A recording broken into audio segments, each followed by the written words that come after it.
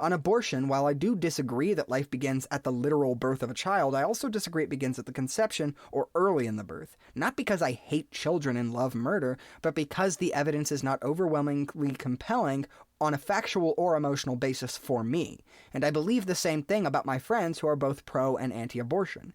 We are not cartoon characters living in a world where one can arbitrarily reduce every topic into good versus evil, those were in quotes, in moral absolution. No issue has ever been that simple. In order to achieve effective results, that balance reason with empathy, we need to let go of this notion and accept nuance in its contrived and uncomfortable reality. In conclusion, I believe this draft opinion was poorly written. It feels based in morally authoritative ideology and not a deep dive into the constitutional implications on abortion and its effects on American women and other people capable of birthing, as well as the children they eventually birth. On top of this, some of the right-wing rhetoric I hear feels more like an attempt to encourage cultural policing and not really investigate the empirical truth and then diverge into the moral beliefs we hold as a society about abortion. Moral views that, mind you, may not be absolute in their inception. According to March 2022 data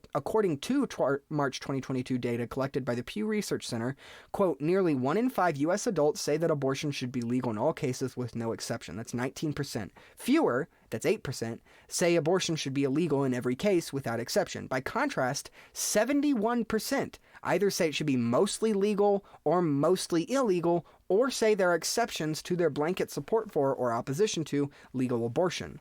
I think Americans accept the reality that the political institutions of this country don't. Abortion isn't an all-or-nothing subject. It affects children, people who give birth, blue-collar workers, white-collar workers, politicians, secretaries, bakers, corporate executives, news anchors, teenagers, young girls, and the list goes on and on and on.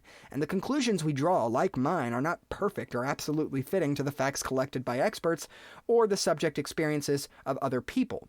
It's that very notion that I think will lead us to a solution that acknowledges and respects the established fact and protects the civil liberties and securities granted to Americans as citizens of this country. And I'll take that solution over any pro-life or pro-choice absolutism any day.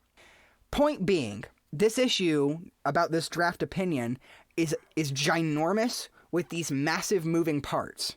To just be pro-life totally or just be pro-choice totally is ludicrous and ill-informed, in my opinion. We're talking science, we're talking morals, we're talking the courts, we're talking politics.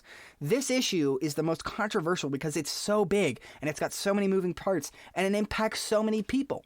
And obviously we want to protect everyone that deserves to be protected. And that's really at the core of this issue, the problem. We're not sure who is in that list of who do we protect. How are we protecting them? What counts as their protection? There's so many different questions at hand, and just simply turning this issue over to the states is not going to solve it, in my opinion. I don't think it's going to solve it at all, because Republican and extreme conservative legislators in Republican states are going to go super anti-abortion. Democrats are going to go super pro-abortion, and there's going to be no discussion. At the core, I do believe that overturning this issue to the states is going to have a negative effect and enforce partisan divisions even stronger over entire state legislatures, and that's going to have a massively detrimental effect to our ability to govern in this country, in my opinion, and it's going to have overbearing effects on other issues.